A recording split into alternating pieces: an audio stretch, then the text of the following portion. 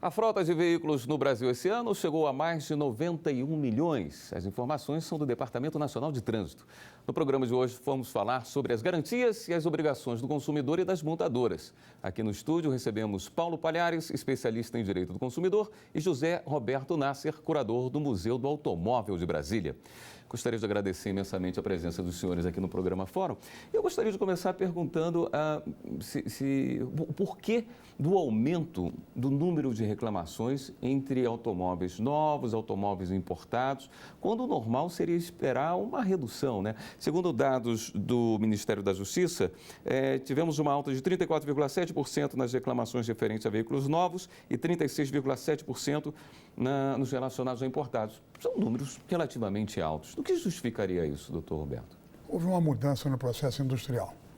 Em nome da globalização, em nome da competitividade, em nome dessa ascensão que o carro está tendo, ascensão de problemas para o automóvel, poluição, ocupação de espaço, etc. O automóvel deixou de ter aquela mítica de ser um ente todo especial e a cada dia se torna apenas uma coisa problemática. A introdução de tanta informática no automóvel te traz problemas, porque são muitos sistemas interligados. Esses sistemas têm que suportar variação de temperatura, frequência de buracos, má manutenção, e isso acaba gerando inconvenientes. Até porque boa parte dos automóveis importados são feitos tendo em vista as condições do país de origem. Então, é um automóvel europeu, ele entende de asfalto, de gasolina e de óleos mecânicos europeus. Nos Estados Unidos, mesma coisa. Fora disso, o uso é áspero, né? Você andar numa pista no Brasil equivale a uma pista de teste nos Estados Unidos. Na Europa, onde o asfalto vai até a porta da fazenda e não aqui que o sujeito anda 40 quilômetros de terra sacudindo. Então, você tem essas ligações, são frágeis, os contatos, essas coisas acabam sendo problemáticas. Há uma mudança também no processo industrial. Você hoje, antigamente, a fábrica tinha galpões de estoque, buscava essas peças no estoque, colocava na linha de montagem, agregava e fazia um automóvel com elas. Hoje, o estoque da fábrica é crítico. É um mínimo minimorum para a linha não parar. Essa linha é alimentada por remessa de caminhões ou por trem. Para te dar uma ideia, na hora de colocar os bancos nos automóveis, vamos dizer que você tem uma linha passando na sequência de 10, brancos, pretos, pratas, etc. E o estufamento é de acordo com cada cor externa. Então, eles já são descarregados do caminhão e do carrinho de transporte e ficam ao lado da linha na ordem de passagem dos carros. É uma operação concatenada. Se houver um grande atropelo, acaba o estoque da fábrica, acaba a linha de montagem e você terá um problema, coisa que não acontecia há 20 anos. Projetando isso para o automóvel, como você tem um automóvel alemão, um automóvel norte-americano, francês, muito bons, aí você quebra uma coisa boba, o botão do rádio. Você vai ao revendedor, ele não tem botão de rádio, ele não está preparado para suprir um botão de rádio. Porque o botão de rádio não é uma peça que quebre, né? Aí você vai ao revendedor, o revendedor vai falar com a fábrica que é o importador no Brasil, que vai se direcionar para falar com a fábrica que montou esse produto, que às vezes é um produto alemão, como um Jetta, por exemplo, mas que foi montado no México. Então você tem que saber no México se tem essa peça ou se tem na Alemanha. Se não tiver, a fábrica tem que ir ao fornecedor, quem forneceu o botão do rádio, para repor. Então, você acaba criando uma operação paralela que não é rápida e nem é barata, né? No final, você vai receber o seu botão de rádio, daí a 6 meses, vai ficar feliz. Mas você se pergunta, e se fosse o sensor de rotação do motor que imobiliza o carro? O problema seria o mesmo. Bom, se não é rápido, não é barato, eu com certeza ao receber não vou ficar feliz. A nossa legislação não protege o consumidor desse dissabor de esperar um botão de rádio por meses e ainda pagar caro por causa da logística? Bom, primeiramente a gente tem que ter em mente que o número de recalls não necessariamente é um dado ruim. Pelo contrário, é uma sociedade baseada no consumo, uma sociedade capitalista. É natural que hajam campanhas de chamamento, de recall desses produtos. Isso é, inclusive, um sinal de proteção do consumidor, de que o consumidor, de fato, tem um sistema protetivo. Justamente porque dentro da cadeia produtiva e da cadeia de consumo, o consumidor é aquele ente que é vulnerável, é aquele que não tem nenhum tipo de poder sobre a cadeia produtiva. Então, se a fábrica, se a montadora, se o distribuidor, a concessionária, optam por não ter estoque, a lei prevê prazos mínimos para a reposição dessa peça. Então, via de regra, o prazo é de 30 dias. Né? Então, um veículo apresentando um defeito e encaminhado a um representante do fabricante, ele teria 30 dias para fazer essa alteração, esse conserto, a reposição da peça, de forma que o produto voltasse a ter sua funcionalidade. Não o atendendo, passa a ser direito do consumidor reaver o que pagou, pedir a redução proporcional do preço do produto que ele comprou. Obviamente, quando a gente trata de produtos como carros, veículos, automotores, que são produtos de alta complexidade, existem muitos motivos para que esse prazo não seja atendido. Mas o Código de Defesa do Consumidor, a partir do artigo 12, regula tanto os defeitos que afetem a integridade física do consumidor, como aqueles defeitos de qualidade do produto. E para todos eles, existe a responsabilidade do fabricante, independentemente dele ter culpa direta sobre aquele defeito. Essa responsabilidade é objetiva, o que significa dizer que, independentemente de culpa do fabricante, ele deve reparar. E se esse defeito causar um dano à integridade física ou psíquica do consumidor, ele tem direito a uma indenização. Perfeito. O senhor falava da globalização e a gente vem reparando que várias montadoras vieram para o país em cima de incentivos fiscais, enfim, sempre procurando uma diminuição de seus custos. Isso é positivo para o consumidor brasileiro? É positivo sobre o âmbito do comparativo que se pode fazer de produto a produto. Isso, na prática, aumenta o seu leque de opções. Né? Os automóveis brasileiros passam por um controle rígido de qualidade também para rodar aqui? Nós temos normas também, né, em relação à segurança de todo e qualquer produto e os automóveis estão incluídos nela. A maior parte dos consumidores já viu os selos de qualidade que Inmetro faz os testes, vai do plástico à borracha, a qualidade do vidro que é utilizado. Então, assim como a Europa, Estados Unidos, a nossa legislação também é bastante avançada nesse sentido, de buscar garantir ao consumidor um produto de qualidade. E justamente por conta dessa globalização, que você importava, Roberto Massa, os produtos têm hoje um padrão internacional. O produto que é vendido hoje no México é muito parecido com o produto brasileiro, que é muito parecido com o produto alemão, e as montadoras optam por fazer ajustes para se adequar, eventualmente, a características específicas de cada um dos países destinatários. Sim. Mas o projeto, via de regra, é um projeto único. Né? Nós temos modelos que são mundiais. Modelos de carro que são mundiais, são vendidos no Japão, no Brasil, nos Estados Unidos, na Europa. E nós temos um controle também sobre a qualidade da matéria-prima que é utilizada nesses carros. E a legislação ela coloca, na verdade, é uma trava, que é a responsabilidade objetiva. Né? Qualquer problema na fabricação do produto, a responsabilidade é do fabricante e do distribuidor. Dessa forma, impõe-se um cuidado a quem está fabricando o produto, né? Porque ainda que o consumidor eventualmente não se atente a determinada manutenção ou determinado recall, a responsabilidade do fornecedor não é afastada só por este motivo. A responsabilidade do fornecedor só vai ser afastada se ele demonstrar que a culpa foi exclusiva do consumidor.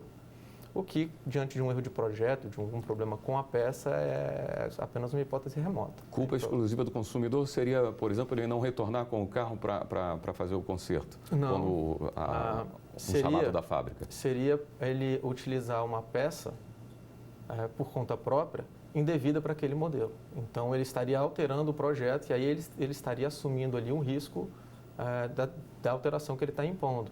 É muito comum, principalmente entre os meninos mais jovens, fazer modificação no carro, né? O que eles chamam lá de de tunagem e tal, botar roda diferente, trocar o farol, colocar de outra qualidade. Então, até mesmo na potência do motor. Até mesmo na potência do motor, a calibragem do motor eles alteram, né? Então, se o consumidor, essa seria uma das poucas hipóteses, o consumidor seria responsável pelo seu dano, né? Ele deveria responder sozinho pelo dano, porque ele foi responsável exclusivo por esse problema. Então, se existe um recall e o consumidor deixa de atender, isso não transforma ele no responsável exclusivo pelo prejuízo que ele sofreu. Eventualmente, em uma ação judicial, pode haver um questionamento de uma minoração na indenização em razão disso, dele não ter atendido a esse chamado, desde que fique demonstrado que o chamado foi efetivo, foi amplo, né, foi comunicado ao Ministério da Justiça. Era uma situação extremamente rara a questão do recall, né? Inclusive, parecia assim que isso denegria um pouco o bom nome da montadora quando precisava chamar o consumidor para trocar uma peça. Hoje é extremamente comum. O que houve? É uma mudança no enxergar da montadora para diminuir sua responsabilidade em cima de acidentes? Houve uma queda na qualidade dos produtos? Por que isso?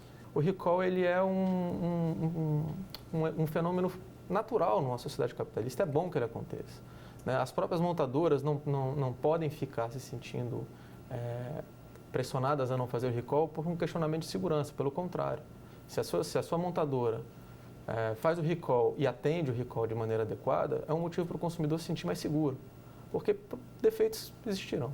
Isso é factual. Mas eu acredito que o aumento do número de chamamentos é um reflexo da atualização da nossa legislação, né, que impõe, sim, condenações às montadoras e ao funcionamento de todo o sistema de proteção do consumidor. Porque o que a nossa Constituição determina não é uma mera regulação das relações de consumo. Se nós formos ver o artigo 170, que fala sobre a ordem econômica na Constituição, ele coloca como um dos princípios a defesa do consumidor, né? Então, o consumidor ele é o ente a ser protegido dentro dessa legislação. E essa defesa, que também se efetiva através do recall, o recall que de fato chega ao consumidor, que consegue se comunicar com esse consumidor final, ainda que não tenha sido ele o comprador original do produto, né, que acontece muito no caso das pessoas que compram carros usados. Ainda que ela tenha comprado um carro usado, a montadora tem que conversar com ela, tem que chamá-la para fazer o reparo, a substituição da peça. E essa campanha precisa ser ostensiva. Nós vamos fazer um rápido intervalo e no próximo bloco vamos falar também sobre os cuidados na hora de comprar um veículo. Não saia daí, voltamos já.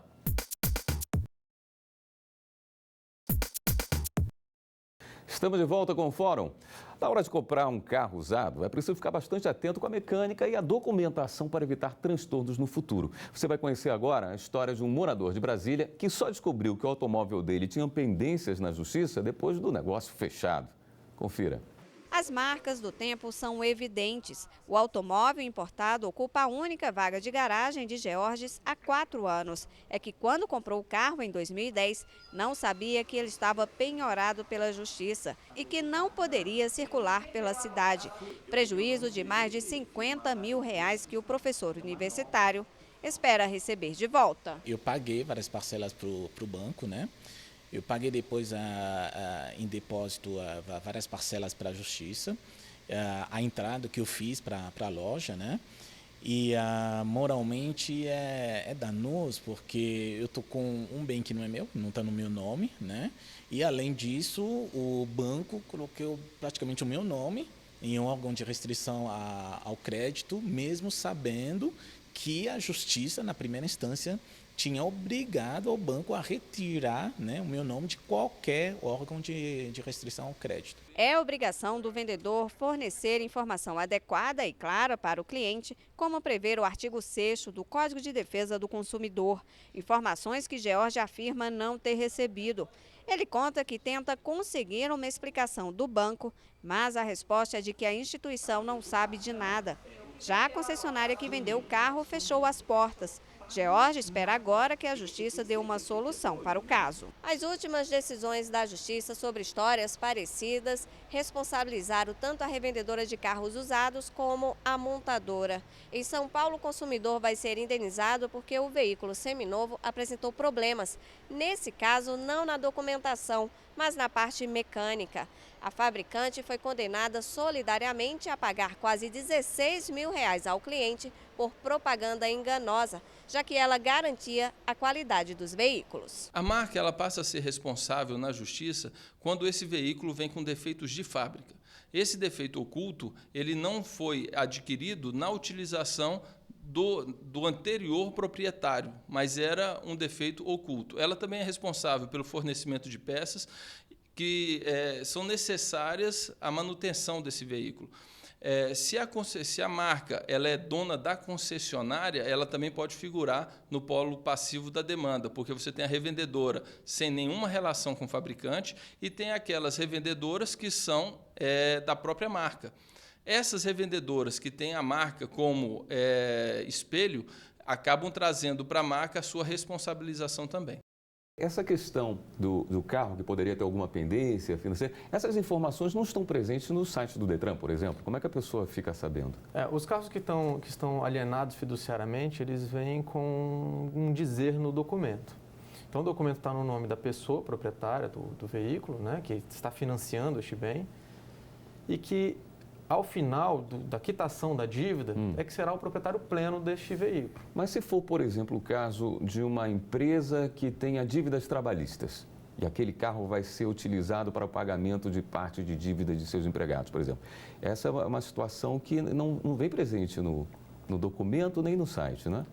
E a gente precisa colocar em duas situações, né? Uma situação é a agência de veículos, né? Ou seja, a concessionária, seja uma agência aos modos que nós temos em Brasília, aos montes, que são empresas especializadas em comprar veículos de particulares e vender para outros particulares. Estas empresas também são fornecedoras de serviço.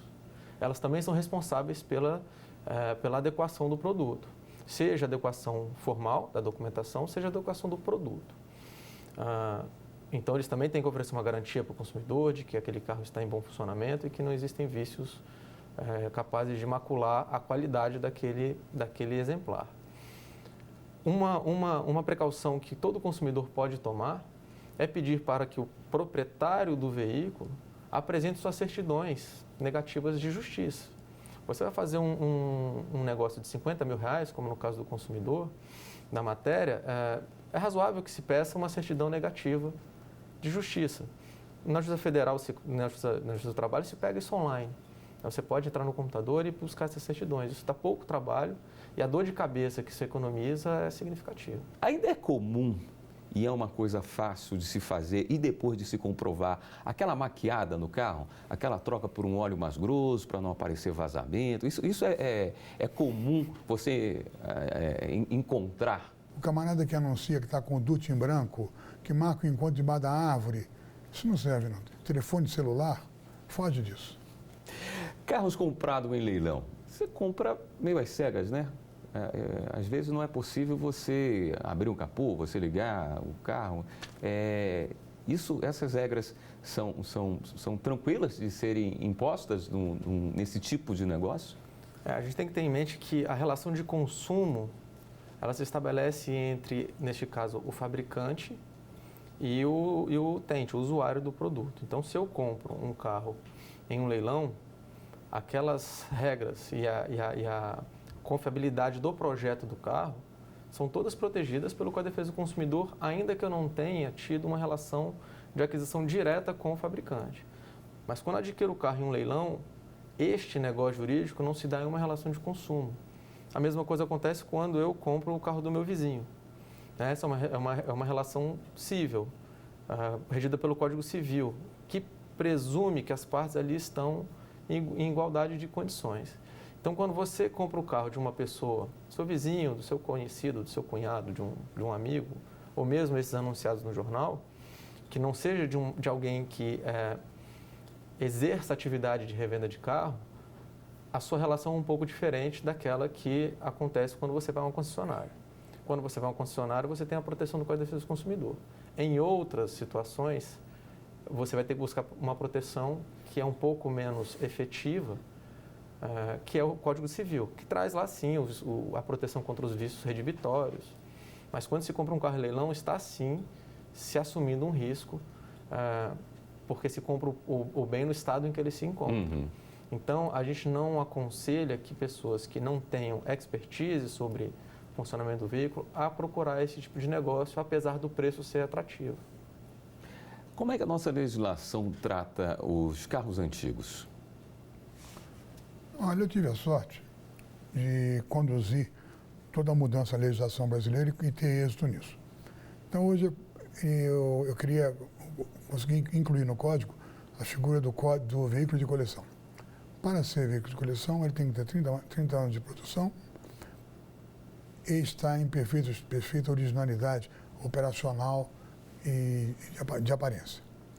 Isso é atestado por uma entidade credenciada pelo Denatran, e o proprietário que conseguir passar nessa certificação pega esse documento e leva ao Detran e pede para fazer a mudança. Doutor Roberto, nós estamos falando daquele carro de placa preta? Isso, chegamos na placa. Aí ele passa a ter a placa preta. Qual é a vantagem da placa preta? Primeiro, você está individualizado no contexto, né? O proprietário deixou de ser motorista para ser um mecenas da cultura. Ele está preservando um pedaço da história. Segundo, o automóvel não é obrigado a enfrentar o mau entendimento das autoridades de trânsito, que toda vez que cria uma obrigação nova, quer fazer com que a obrigação retroaja. Por exemplo, o cinto de 3 pontas. Exatamente. Se o seu carro, por exemplo, for antes de 1970, do primeiro semestre de 70, quando então o cinto passou a ser obrigatório, então você está dispensado de ter o cinto no carro. Uhum.